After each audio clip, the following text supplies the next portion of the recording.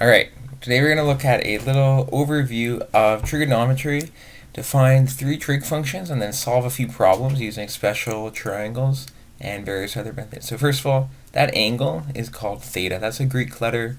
We usually use it to talk about an angle that we maybe don't know. And we label the three sides. Opposite is across from the angle and adjacent is right beside. Hypotenuse is always the long side. So basically the three trig functions are defined by the ratios of these sides. We've got sine, cos, and tan. So we'll dig into what these are now by looking at a little example. Drawing our triangle, let's say we put 3 centimeters on the bottom, 4 on the left. Using Pythagoras theorem, we could figure out the hypotenuse turns out to be 5 centimeters, or units that we're dealing with. So, relative to that angle, 4 is the opposite side, 3 is the adjacent side, and the long side, the diagonal, is the hypotenuse. So if we want to figure out sine theta, we have to look to the opposite of the hypotenuse. In this case, it's 4 over 5. Cosine is going to be adjacent over hypotenuse, so relative to the angle, 3 is the adjacent side. So cosine theta will read as 3 over 5. And last but not least is tangent. We'll read that as 4 over 3, because that's opposite over adjacent. So if we wanted to find the value of theta, to figure out what that angle actually is, we can use our calculator and use the arc sine, or sort of the second function of sine, to undo the sine function. So we go second sine 4 over 5, and it spits out this angle measurement. It's around 53 degrees. And it actually doesn't matter. There's a little note. If we use cosine equals 3 over 5, we type that into our calculator, second cosine 3 over 5, you actually get the exact same angle, 53 degrees, because it is the same angle. Same thing if we had done second tan of 4 over 3. Okay. So notice, you only use the second button when you're solving for an angle. Alright, so sometimes people like to use SOH, TOA as a way to remember sine, cos, and tan. It's a little acronym to remember the order of the sides. So, next thing we're going to look at is some special triangles. There are 2 of them to know. Quickly show where this comes from. We'll draw an equilateral triangle, 60, 60, 60. All the sides are the same. We'll assume each side is 2 units.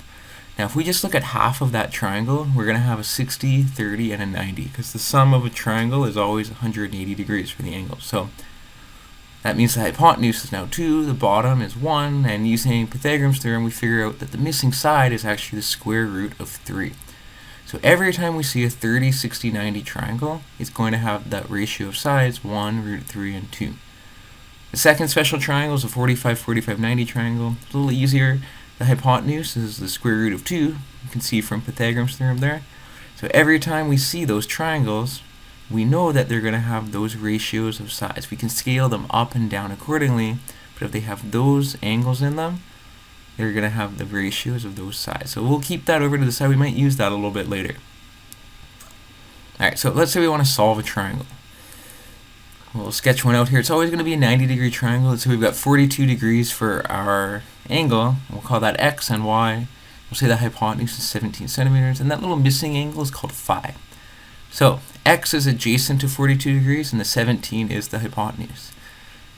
Now, that means we have to use cosine, because cosine is adjacent over hypotenuse. So we'll set it up and say cosine of 42 degrees, that's equal to x over 17. Whoops, oh, there we go. If we want to solve for x, we have to multiply the 17 over to the other side. Having some technical difficulties here. There we go. 17 times cos 42 is x. Type that into our calculator, and it should give us the length of the side, which we'll have to round a little bit. It's okay, we'll call that 12.6 centimeters. Now, if we want to find y, we've got a couple of options. We could use Pythagoras theorem, and just go x squared plus y squared equals 17 squared, plug in our 12.6, and then we'd solve for y. Or we could use another trig function. Let's say maybe we could use sine of 42 degrees, because y is the opposite side to 42 degrees. You can go y over 17 and solve similarly to the other way we found x, and 17 times sine 42 is about 11.4 centimeters. You could check that with Pythagoras and make sure that when you square x and y, you get 17. Lastly, the angle. you know that angles have to add up to 180 degrees in a triangle, so just subtracting from 90 there, you get 48 degrees for phi. Now, let's look at another triangle. We will draw it out and we will put a 30-degree angle at the bottom. Immediately we should think, something's up. We've seen 30 degrees in a right triangle before. This is actually a special triangle, so we can tell right away phi is actually 60 degrees. And this is a special triangle. We know that the opposite side and the hypotenuse have a relationship. So opposite from 30 is 7. Now the hypotenuse is always twice as much as whatever opposite of 30 was. So in this case, the hypotenuse must be 14 centimeters, twice as big as the 7. And that x on the bottom is root 3 times bigger than 7 centimeters. So basically, we look at that 30, 60, 90 triangle as a bit of a blueprint, and we can see that x is root 3 times bigger. So if we had a calculator, we could type that in and actually get a decimal answer. Yeah, it's around 12.1 centimeters. That's an approximate answer. Our first answer was more exact in radical form. Either one's okay, it just depends on if they ask you to do it with a calculator or not. Next up, we're going to evaluate a few different functions. So let's say sine 30. We're going to look to our special triangle. Say, what is sine 30? We'll go opposite over hypotenuse. From the 30, we get 1 over 2.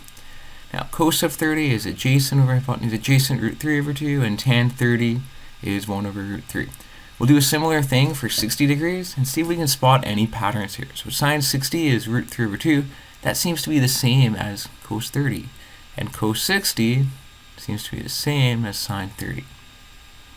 Now, maybe pause it at this point and convince yourself that cos 30 and sine 60 have to be the same because they come from the same triangle. And sine 30 and cos 60 are also equal to the same ratio. Why is this? There's actually a little identity that shows that if you take 90 minus an angle, it ends up equaling cosine of that same angle we just subtracted. So this works for any angles. Any two angles that basically add up to 90, you can try those ones on your own. Like I said, at any point, just pause it and try to figure these things out slowly at your own pace. So, last thing we're going to do is try to square some of these. Say you have to square cosine 30. Basically, you're squaring root 3 over 2, which turns into 3 over 4. We could multiply it by 5 of tan squared 60. That's basically 5 times root 3 squared, or 5 times 3, which is 15. And I think this is the last one here. If we wanted to go sine squared 30, then divide by 2, basically that's a half squared over 2, which is a quarter over 2, which really turns into 1/8 once we figure that out in terms of fractions. Now ultimately what we're going to do with trigonometry is solve all kinds of problems in triangulating, finding heights of objects, figuring out the angles made in different places. In this case, we have a guy looking up towards a tree and he sees the angle of elevation is 11 degrees. Let's say he's pasted out or he's measured and he knows 24 meters is the span from where he's standing to the base of the tree. He's trying to figure out how tall is that tree. So he's going to use the tangent function, say opposite over adjacent, because opposite is that y value, over the adjacent, which is 24. He uses his calculator, goes 24 times tan 11. And he figures out that that distance y is about 4.6, maybe we'll round that up to 4.7 meters. And if we actually want to know the height of the tree, we have to add the person's height as well because the angle was measured from his eye. And we go 1.8 plus that 4.7, figure out that the tree is 6.5 meters.